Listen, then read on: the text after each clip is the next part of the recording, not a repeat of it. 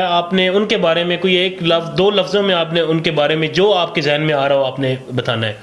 اچھا، انجینئر محمد علی مرزا صاحب. گورکھ دھندا کوئی سمجھ نہیں آتی اس شخص کی، وہ کون ہے کیا ہے. ٹھیک ہے سر، پتہ چل جائے گا. میں آپ کو بتاتا ہوں میرے ساتھ مسئلہ کیا ہے. میرے ساتھ ایک مسئلہ ہے، میں ٹروتھ لور ہوں. جب سچائی کی بات آئے گی میں ایکسیپٹ کروں گا. آپ اگر یہ اپنا فارمولہ صحیح کر لیں اور اپنا چشمہ صحیح والا لگا لیں تو آپ کو پتہ چل جائے گا مسئلہ کیا ہے.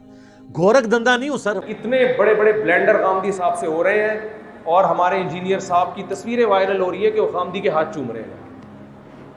سمجھ میں آ رہی ہے بات؟ غامدی صاحب نے کبھی اشرف علی رسول اللہ کے حق میں تو کبھی کوئی بات نہیں کی.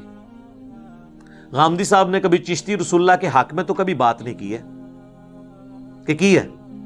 اور جو لوگ ان چیزوں کو سپورٹ کر رہے ہیں، الٹا ان کے حق میں ویڈیو چڑھا رہے ہیں، ہم تو ان کے نام بھی احترام سے لیتے ہیں. تو ہم آپ کے علماء کا بھی احترام کرنا چھوڑ دیں. علی بھائی، آج کا اگلا سوال ہے، آپ بعض اوقات گمراہ کن علماء مثلا جوید احمد غامدی، ڈاکٹر طاہر القادری وغیرہ اور جھوٹے قصے کہانیاں سنانے والے مولانا طارق جمیل، مولانا الیاس قادری وغیرہ کی بھی تعریف کر دیتے ہیں، جو کہ انتہائی قابل مذمت ایٹیٹیوڈ ہے، اور شاید اسی لیے بعض علماء حضرات اور سمجھدار عوام آپ سے نالاں ہیں. پلیز اپنی روش کو بدلیں اور صرف علماء حق کو ہی پروموٹ کیا کریں. پلیز صاحب مجھے علماء حق کی لسٹ دے دیں، میں انشاءاللہ ان کو پروموٹ کر دوں گا. آپ مجھے راستہ بتا رہے ہیں تو کرایہ بھی دیں ساتھ. اس لیے نہیں کہ مجھے کرایہ کی ضرورت ہے، اس لیے کہ یہ پاسبل ہی نہیں ہے. یہ جو آپ مشورہ دے رہے ہیں یہ امپاسبل ہے. اس کی وجہ یہ ہے کہ ایک مکتب سے تعلق رکھنے والے لوگ دوسرے مکتب سے تعلق رکھنے والے لوگوں کو گمراہ سمجھتے ہیں. اس کو چیک کرنے کا طریقہ ہے کہ اگر آپ سے کوئی بریلوی کہے نا کہ صرف علماء حق کو فالو کریں، تو ان سے کہیں کہ ٹھیک ہے میں کل سے صرف طارق جمیل صاحب اور الیاس گھومن صاحب کو سنا کروں گا. وہ کہے گا نہیں، وہ تو گمراہ ہے. اور ایک جاہل بھی ان علماء کو گمراہ کہہ رہا ہوگا کیونکہ اس کے فرقے سے نہیں ہے. اگر کوئی دیوبندی کہنا جی صرف علماء حق کو سننا چاہیے، تو ان کو کہیں کہ کل سے میں ڈاکٹر طاہر القادری اور مولانا الیاس قادری صاحب کو سنوں گا. وہ کہیں گے وہ تو گمراہ ہے. ان کو نہیں نظر آئے گا کہ ڈاکٹر طاہر القادری صاحب کی کتابیں دنیا کی کئی یونیورسٹیز میں پڑھائی جا رہی ہیں. وہ ایک جاہل بھی ان کو گمراہ کہے گا. تو یہ جملہ چینج کریں. یہ کہا کریں کہ ہمارے فرقے کے، ہمارے بزرگوں کو بزرگ ماننے والے علماء حق کو پروموٹ کریں. تو یہ تو آپ قیامت تک لڑتے رہیں گے، اس کا اینڈ رزلٹ نہیں نکلے گا. ہمیں جو شریعت نے بات بتائی ہے وہ یہ ہے کہ حق بات آپ نے لینی ہے. آپ نے یہ نہیں دیکھنا ہے کہ دینے والا کون ہے، کیونکہ اگر یہ آپ دیکھیں گے نا تو پھر وہ لسٹ آپ پرووائڈ کریں نا. ہم تو صرف صحابہ اور اہل بیت یا تابعین اور چند تبع تابعین کے اوپر متفق ہوں گے، اس کے بعد تو جھگڑا ہی جھگڑا ہے. ہر فرقے کے اپنے بزرگ ہیں، اپنے علماء ہیں، وہ دوسرے والے تو اسے ایکسیپٹ کرنے کے لیے تیار نہیں ہے. تو اس کو بریک کہاں پہ لگائیں گے؟ یہ تو پاسبل نہیں ہے. اور پھر میرا ایک معصومانہ سوال ہے کہ اگر ایک قادیانی پوری زندگی صرف اپنے قادیانی علماء یا مربی حضرات سے ہی ختم نبوت سمجھتا رہا تو اسے سمجھ آئے گی؟ کبھی نہیں. تو آپ اس کو یہ کہیں گے نا کہ بھی باقیوں کا بھی پوائنٹ آف ویو سنو تاکہ تمہیں پتا چلے کہ حق بات کیا ہے. یہی کہیں گے نا. اور آگے سے اگر وہ یہ کہے کہ صرف علماء حق کو سننا چاہیے اور ہمارے علماء حق ہیں، تو آپ اس کو کیا کہیں گے کہ یار وہ تمہارے نزدیک علماء حق ہے نا، تو سر آپ کے بھی آپ کے نزدیک علماء حق ہے، دوسروں کے نزدیک نہیں ہے. تھنک آؤٹ آف باکس کریں تو آپ کو پتا چل جائے. اور ہم تو یہ رسک لے ہی نہیں سکتے. ہماری یہ دعوت اسی بنیاد پہ تو پھیلی ہے، ہم کہتے ہیں سب کو سنیں، اس کے بعد ہمیں بھی سنیں.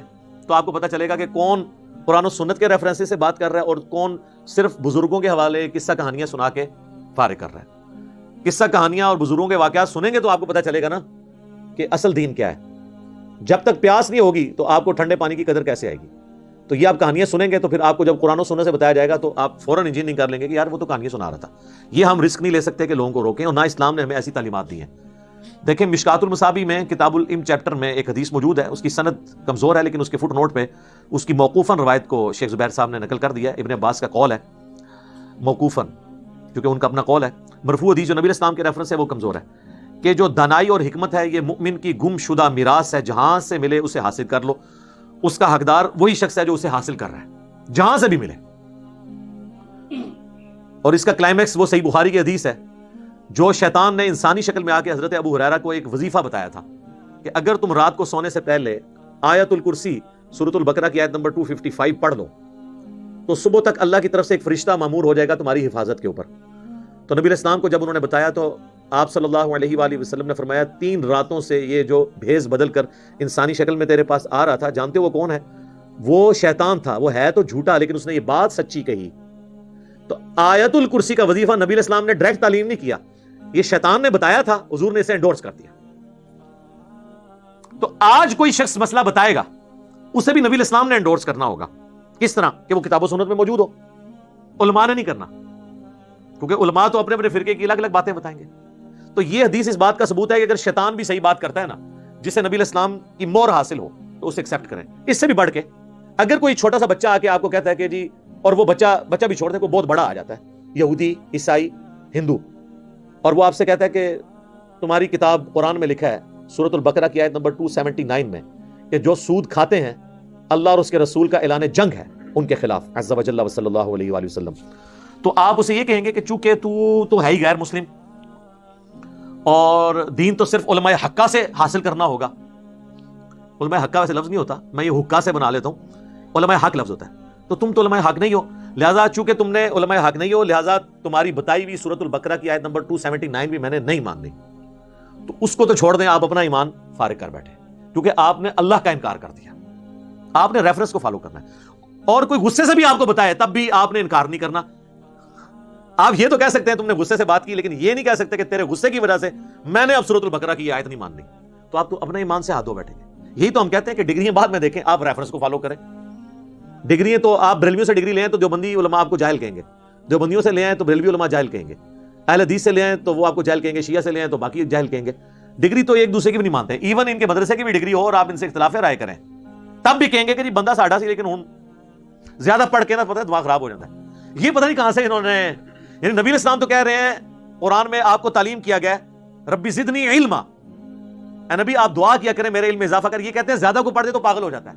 یہ کس آیت اور حدیث میں ہے کوئی زیادہ پڑھ دے تو پاگل ہو جاتا ہے یا گمراہ ہو جاتا ہے؟ علم حاصل کرنے سے تو انسان جو ہے وہ ہمیشہ اللہ کا قرب ہی حاصل کرتا ہے. وہ بندے پاگل ہوتے ہیں جو علم حاصل کرنے کے بعد اس پہ عمل نہیں کرتے اور اس علم کے الٹا چلنا شروع کر دیتے ہیں. یعنی نمائندہ مثال ہمارے علماء جو شوکیس میں بخاری مسلم تو سجائے ہوئے ہیں, لیکن اس کو کھول کے نماز کا طریقہ نہیں آپ کو اس میں سے بتا سکتے, کیونکہ اس کے اوپر عمل نہیں کر رہے. اور قرآن میں اللہ نے مثال دی ہے علماء یہود کی, یہ گدھوں کی مانند ہیں. جیسے گدھے پر کتابیں لا دی جائیں نا, تو اب کتابیں پڑھ کے وہ گدھا نفع تو حاصل نہیں کر سکتا, تو بس وہ صرف کتابوں کا بوجھ اٹھائی پھرتا ہے. تو وہ علماء بھی گدھوں کی مانند ہے جو شوکیس میں صرف بوجھ اٹھائی پھرتے ہیں, ان کتابوں سے نفع نہیں حاصل کرتے. نفع حاصل کریں گے تو تب فائدہ ہوگا. تو ڈگریوں کی رٹ لگائی. تو میں ان کو اکثر کہتا ہوں کہ صحیح بخاری میں حدیث ہے بلغوا عنی ولو آیہ, پہنچا دو میری طرف سے, اگرچہ تمہیں ایک آیت بھی آتی ہو نا تو تم دوسرے تک وہ پہنچا دو. یہ نبی علیہ السلام کی طرف سے آپ کی رسپانسبلٹی ہے, کیونکہ پوری امت دائی امت ہے نا. کنتم خیر امت اخرجت للناس تأمرون بالمعروف وتنہون عن المنکر, تم بہترین امت ہو جو لوگوں کے نفع کے لیے نکالی گئی ہو, لوگوں کو نیکی کی طرف بلاتے ہو اور برائی سے روکتے ہو. وتؤمنون باللہ, اور اللہ پر ایمان لاتے ہو. ایمان تیسرے نمبر پر ذکر کیا اس لیے کہ ایمان ہو گئی کامل اس کا جو اللہ کے لیے حمیت رکھتے ہوئے لوگوں کو نیکی کی طرف بلائے گا اور برائی سے روکے گا. یہ ڈگریوں کو لے کے بیٹھے ہوئے, تو میرے بھائی اس طرح کی قدغن نہیں آپ لگا سکتے. وہ کراچی کے ایک مولانا صاحب ہیں, مفتی صاحب مشہور, انہوں نے باقاعدہ ایک ویڈیو میرے خلاف پچھلے دنوں اپلوڈ کی کہ جی یہ غامدی کی تعظیم کرتا ہے جبکہ غامدی تو گمراہ ہے. تو جو گمراہ بندے کی تعظیم کرے تو اس کا اپنا سٹیٹس کیا ہے؟ اتنے بڑے بڑے بلینڈر غامدی صاحب سے ہو رہے ہیں اور ہمارے انجینئر صاحب کی تصویریں وائرل ہو رہی ہے کہ وہ غامدی کے ہاتھ چوم رہے ہیں. سمجھ میں آ رہی ہے بات؟ سر ہم تو ان علماء کی بھی عزت کر رہے ہوتے ہیں جن کے عقیدے بقول آپ کے غامدی صاحب سے بھی زیادہ گمراہ کون ہے. غامدی صاحب نے کبھی اشرف علی رسول اللہ کے حق میں تو کبھی کوئی بات نہیں کی. غامدی صاحب نے کبھی چشتی رسول اللہ کے حق میں تو کبھی بات نہیں کی ہے کہ کی ہے. اور جو لوگ ان چیزوں کو سپورٹ کر رہے ہیں, الٹا ان کے حق میں ویڈیو چڑھا رہے ہیں, ہم تو ان کے نام بھی احترام سے لیتے ہیں. تو ہم آپ کے علماء کا بھی احترام کرنا چھوڑ دیں. المہند میں جو عقیدے لکھے ہیں کتاب و سنت کے خلاف, ان علماء کا نام احترام سے لینا پھر چھوڑ دیں. ہم تو کہیں گے نہیں ہمارے علماء کی عزت کریں, آپ کو اگر علمی اختلاف ہے تو ان کے عقیدوں سے رکھیں, عزت نہ ان کی یوں کریں اسٹیج پہ. تو پھر سر جب غامدی صاحب سے زیادہ ورسٹ عقیدوں میں خرابی جن علماء کی موجود ہے, ہم ان کو حفظہ اللہ بھی کہہ دیتے ہیں, مفتی بھی کہہ دیتے ہیں, تو اس وقت آپ ہمیں روکا کریں نا, اس چیز سے بھی نہیں روکتے نا. اور یہ تو کراچی کے مفتی صاحب تھے, ایک پنڈی کے مفتی صاحب ہیں. یہ کراچی کے تو دیوبندی مولانا تھے, ایک پنڈی کے بریلوی مولانا ہے. انہوں نے تو کہا کہ یہ انجینئر کے بارے میں جب سوال ہو, کہتے ہیں انجینئر تو ایک گھورک دھندا ہے. اور پھر آپ کہتے ہیں اس کا کچھ پتہ نہیں چلتا. آپ نے ان کے بارے میں کوئی ایک لفظ, دو لفظوں میں آپ نے ان کے بارے میں جو آپ کے ذہن میں آ رہا ہو آپ نے بتانا ہے. اچھا, انجینئر محمد علی مرزا صاحب. گورکھ دھندا کوئی سمجھ نہیں آتی اس شخص کی, وہ کون ہے کیا ہے. ٹھیک ہے سر پتہ چل جائے گا. میں آپ کو بتاتا ہوں میرے ساتھ مسئلہ کیا ہے. میرے ساتھ ایک مسئلہ ہے, میں ٹروتھ لور ہوں. جب سچائی کی بات آئے گی میں ایکسیپٹ کروں گا. آپ اگر یہ اپنا فارمولہ صحیح کر لیں اور اپنا چشمہ صحیح والا لگا لیں تو آپ کو پتہ چل جائے گا مسئلہ کیا ہے. گورکھ دندہ نہیں ہوں سر, وہ گورکھ دندہ اس لیے سمجھتے ہیں کہ بعض باتیں ان کو لگتا ہے کہ یہ بریلویوں والی کر رہا ہے, بعض کر رہا ہے وہ اہل حدیث والی, بعض شیعہ والی, بعض دیوبندیوں والی. وہ یہ نہیں, میں ان کے والی بات نہیں کر رہا ہوتا, میں کتاب و سنت والی بات کر رہا ہوتا ہوں. بائی چانس کسی مسئلے میں کوئی صحیح نکل آئے تو ہم اسے ایکسیپٹ کرتے ہیں. مثلاً میں تو اس سے بھی بڑی بات کرتا ہوں, میں تو کرسچنز والی بات کرنے کے لیے بھی تیار ہوں کہ کرسچنز نے کم از کم حضرت موسیٰ علیہ السلام کو پیغمبر مانا ہے, عیسیٰ علیہ السلام کو پیغمبر مانا, بعد میں اس کے اندر ایک غلوف کا معاملہ آ گیا, لیکن جیوز سے تو بہتر ہے. جیوز نے تو حضرت عیسیٰ علیہ السلام کو ماننے سے انکار کر دیا, تو اس سٹیپ میں تو آپ کہہ سکتے ہیں نا اس معاملے میں وہ بہتر ہے. تو اس اعتبار سے تو آپ کمپیریزن کروا. اب یہاں پہ آ جائیں, وہ گورکھ دندہ کہہ رہے ہوتے ہیں, وہ گورکھ دندہ نہیں ہے, سیدھی سی بات ہے. جہاں تک گستاخانہ عبارات کا سوال ہے, ہم احمد بریلوی صاحب کی کتاب حسام الحرمین میں جو انہوں نے گرفت کی ہے, اس کے بعد جو واجب القتل کے فتوے لگائے اس کی بات, اس سے میں ایگری نہیں کرتا. ان عبارات کو جو کفریہ ڈکلیئر کیا ہم ان کے ساتھ کھڑے, کفریہ باتیں, لیکن ہم نے پھر ان کا ایک سٹیپ اور طے کروایا کہ سر اپنے گھر میں بھی ذرا دیکھیں, آپ کے پاس بھی بہت کچھ اس قسم کی عبارات ہیں. مثلا چشتی رسول اللہ صحاب اور سکر کی عبارتیں کشف المحجوب میں, تو وہ بھی آپ دیکھیں. اب آ جائیں آپ دیوبند کی طرف, تو میں نے دیوبند کے حاکچار یار والا نعرہ جو ہر جگہ انہوں نے مسجد میں لکھ کے لگایا ہوا ہے, علیکم بسنتی و سنت الخلفاء الراشدین المہدیین, لکھا ہوتا ہے نا. تو سر میں اس پہ میں آپ کے ساتھ ہوں, بلکہ آپ سے 4 ہاتھ آگے ہوں. آپ تو صرف لکھی ہوئی آتا ہے نا حاکچار یار, میں تو واقعی حاکچار یار کو مانتا ہوں, اور حاکچار یار سے جنہوں نے مخالفت کی ہے میں ان کو اس لیول پہ کبھی ماننے کے لیے تیار نہیں ہوں. اور کہا گیا کہ بدعت سے بچنا, اور علیکم بسنتی و سنت الخلفاء الراشدین المہدیین, تو میں خلفاء راشدین کے خلاف کھڑے ہونے والے لوگوں کے عمل کو بدعت ہی سمجھتا ہوں. آپ 3 خلفاء تک تو بدعت سمجھتے ہیں, چوتھے میں آ کے آپ کی مت ماری جاتی ہے. حضرت عثمان کے مخالفین کو یہ کیا کہتے ہیں, بلوائی, خارجی, گمراہ, پتہ نہیں کیا کچھ کہتے ہیں, حالانکہ ان میں صحابہ بھی شامل تھے. کسی جگہ آپ محدثین کی ٹرم خارجی نہیں دکھائیں گے حضرت عثمان کے مخالفین کے لیے. یہ خارجیت کی ٹرم ہے ہی پیورلی حضرت علی کے مخالفین کے لیے. بخاری مسلم میں خارجیوں کے اوپر حدیثیں, اور ابو سعید خدری کہتے ہیں اللہ کی قسم یہ جو حضور نے فرمایا تھا نا کہ ایسے لوگ نکلیں گے, وہ حضرت علی کے زمانے میں نکلے اور ہم نے علی کے ساتھ مل کے ان کے خلاف قتال کیا. یہ پکڑ کے جو ہے ان کو خارجی کہنا شروع کر دیتے ہیں.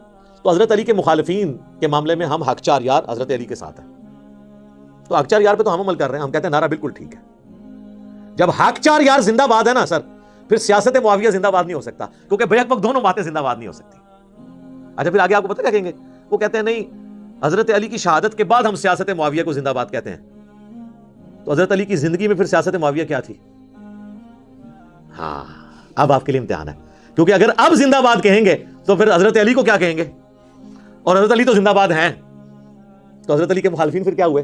ہم کچھ نہیں کہتے, ہم آپ کو بخاری کی حدیث سناتے ہیں جو آپ کے گلے میں اٹکے گی, صحیح بخاری 2812, افسوس ابن سمیہ عمار ابن یاسر, تجھے ایک باغی جماعت قتل کرے گی, تو انہیں اللہ اور جنت کی طرف بلائے گا, وہ جماعت تجھے دوزخ کی طرف بلا رہی ہوگی. تو حضرت علی کی طرف سے عمار ابن یاسر شہید ہوئے, تو مخالفین کو حضور نے کہا باغی اور دوزخ کی طرف بلانے والے. میرے خیال ہے اس کے بعد مردہ باد زندہ باد یہ نعرے لگانے کی ضرورت نہیں ہے, تو بہت بڑے لیول کا نعرہ ہے, اور یہ قرآن و سنت سے ثابت ہے. اچھا اب آ جائے تیسرے نمبر پہ اہل حدیث. تو اہل حدیث کو ہم توحید کے معاملے میں سپورٹ کرتے ہیں کہ وہ بڑی اسٹرکٹ توحید بیان کرتے ہیں جو واقعی ریکوائرمنٹ ہے کتاب و سنت کی. تو لوگ سمجھتے ہیں کہ جی وہ اس کو سپورٹ کر رہے ہیں. نماز کا طریقہ رفع الیدین کے ساتھ ہم سپورٹ کرتے ہیں. وہ اس لیے نہیں کہ اہل حدیث کا ہے, وہ اس لیے کہ بخاری مسلم میں لکھا ہوا ہے, اور وہاں پہ جہاں ان کی خرابیاں وہ ہم نے ہائی لائٹ کی ہیں کہ رفع الیدین مکھیاں مارنے والا نہ کریں, وہ صحیح والا رفع الیدین کریں, پتہ چلے رفع الیدین ہو رہا ہے, تو اس میں ہم سپورٹ کرتے ہیں. لوگ کہتے ہیں یہ تو وہابیوں والی باتیں, کہتے ہیں یہ تو باتیں جمل صفین اروان کی ہے تو ٹھیک, بخاری مسلم میں لکھی ہیں, لیکن یہ شیعوں والی باتیں. تو سر یہ کہیں کہ بخاری مسلم شیعوں والی باتیں کر کے گئے, میں تو ڈاکیا ہوں. تو جناب جب یہ کہہ رہے ہوتے ہیں نا شیعوں والی باتیں ہیں, تو جب میں توحید پہ بات کر رہا ہوتا ہوں نا اور قبر پرستی کے خلاف, اس وقت آپ کے مخالفین یہ کہہ رہے ہوتے ہیں یہ تو وہابیوں والی باتیں ہیں جو شیطان کے سینگ ہیں. تو ہم ان کی بھی گالیاں آپ کی وجہ سے کھا رہے ہوتے ہیں. ہمیں تو مزہ آتا ہے, آپ تو مزہ آتا ہے یقین کریں اس طرح کی گالیاں کھا کے, اس لیے کہ ہمیں یہ خوشی ہوتی ہے کہ انبیاء جب دعوت حق بلند کرتے تھے ان کے مخالفین ان کو گالیاں دیتے تھے, اس سے ان کے مرتبے بلند ہوتے تھے. تو انبیاء کا جو ڈاکیا ہے نا آج انبیاء کی دعوت لوگوں تک پہنچا رہا ہے, اس کو بھی وہ گالیاں کھائے گا تو وہ بھی اس کو انجوائے کرے گا کہ میں بھی انگلی کٹا کے شہیدوں میں شامل ہو رہا ہوں, میں بھی انبیاء کرام کا قیامت والے دن پڑوس حاصل کر لوں گا انشاءاللہ. اسی طریقے سے اہل تشیع کا جو مقدمہ ہے بنو امیہ کے خلاف, اس معاملے میں میں سپورٹ کرتا ہوں. ٹھیک ہے میں اس ایکسٹریم پہ نہیں جاتا کہ تکفیر تک جاؤں, لیکن باقی ان کا جو معاملہ ہے جمل صفین نہروان والا, حضرت علی کی حقانیت, وہ تو اہل سنت کی کتابیں بھی مانتی. سنی نہیں مانتے تھے عوام الناس, علماء تو ہمیشہ سے مانتے تھے. یہ تو سعودیہ ایران کی ٹسل شروع ہوئی تو وہ بیک فوٹ پہ چلا گیا, ادروائز ہم نے اس کو آ کے ایک معاملے کو کیا تو وہ کہتے ہیں تو شیعوں والی باتیں کرتا ہے, ان کو سپورٹ کرتا ہے. تو ہم ہر معاملے میں کسی نہ کسی کو سپورٹ کر رہے ہوتے ہیں, لیکن وہ اس لیے سپورٹ کر رہے ہوتے ہیں کہ ہم نے کتاب و سنت کو سپورٹ کرنا ہے, ٹروتھ لور بننا ہے. تو پھر آپ کبھی ہمیں کہیں گے یہ گورکھ دھندا ہے, کبھی آپ یہ کہیں گے کہ جی یہ گمراہ علماء کی تعظیم کرتا ہے. وہ اسی وجہ سے کہ ہم کہتے ہیں سب کو سنیں. یہ قدغن آپ نہیں لگا سکتے کہ اس کو سننا ہے اس کو نہیں سننا. باقی ہمارا تو کام صرف سمجھانا ہے. کوشش کر رہے ہیں انشاءاللہ تعالی امام مہدی کے لیے راہ ہموار کر رہے ہیں, کیونکہ امام مہدی بریلوی دیوبندی اہل حدیث شیعہ میں اگر آئے کسی ایک میں بھی, باقی انہیں نہیں ماننا. جو مرضی آپ کر لیں, یہ مان سکتے ہیں نہیں مان سکتے. وہ اسی وقت آئیں گے جب سب کے سب اپنے لوگ اپنے آپ کو مسلم کہیں گے, یعنی دوسرے معنوں میں نہ میں وہابی نہ میں بھابی, میں ہوں مسلم علمی کتابی. ٹھیک ہوگا جی.